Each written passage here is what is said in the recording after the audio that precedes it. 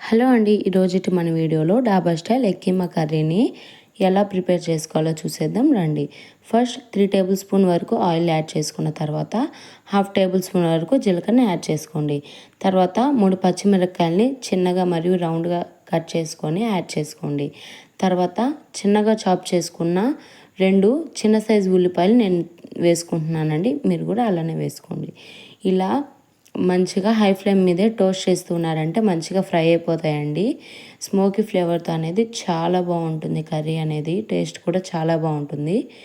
And ఇక్కడ నేను చూపిస్తున్న విధంగా లైట్గా ఆనియన్స్ అనేవి కలర్ మారిన తర్వాత చిన్నగా చాప్ చేసుకున్న టొమాటోని యాడ్ చేసుకోండి. టొమాటోని యాడ్ చేసుకున్న తర్వాత ఆనియన్ టొమాటో 2 మిక్స్ అయ్యేటట్టుగా 2 మంచిగా గరిటెతో కలపండి. ఈ విధంగా 2 అనేవి మంచిగా మిక్స్ అయిపోవాలి. హై ఫ్లేమ్ మీదే టోస్ట్ చేయండి టొమాటో వేసిన తర్వాత కూడా. టొమాటో నుంచి కొంచెం వాటరీగా వస్తుంది కదండి, దాంతో మంచిగా ఫ్రై అయిపోతుంది. తర్వాత ఒక 2 మినిట్స్ టోస్ట్ చేసిన తర్వాత సిమ్లో పెట్టేసి 1/2 టేబుల్ స్పూన్ వరకు పసుపు అండ్ అలాగే మీకు టేస్ట్కి తగినంత సాల్ట్ వేసుకోండి. ఇక్కడ నేను చేసే క్వాంటిటీ బట్టించి 1 స్పూన్ సాల్ట్ అనేది సరిపోతుందండి. సో నేనైతే ఇక్కడ 1 టేబుల్ స్పూన్ సాల్ట్ అనేది యాడ్ చేసుకుంటున్నాను. మీ క్వాంటిటీ బట్టించి మీరు యాడ్ చేసుకోవచ్చు. తర్వాత పసుపు సాల్ట్ అనేది మొత్తం గ్రేవీకి పట్టే విధంగా మంచిగా కలపండి.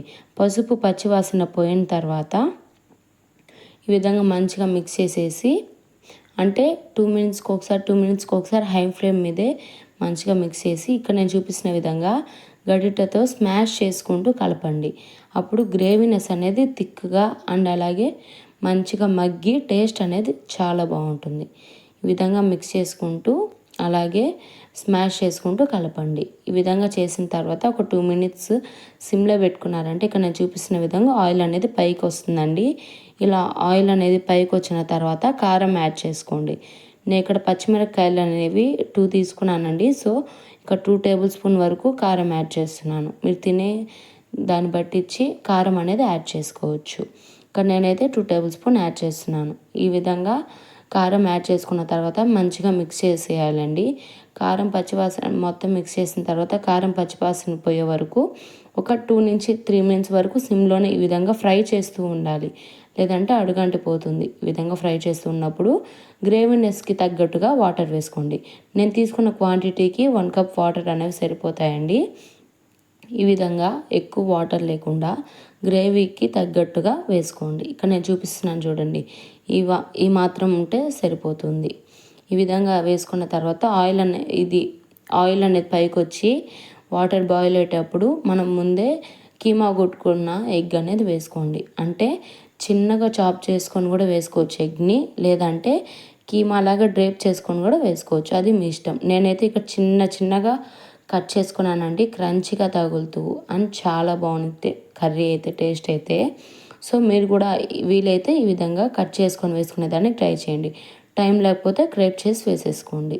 ఈ విధంగా గ్రేవీ అనేది మొత్తం టొమాటోస్కి వాటికి పట్టే విధంగా మొత్తం మిక్స్ చేసేయండి.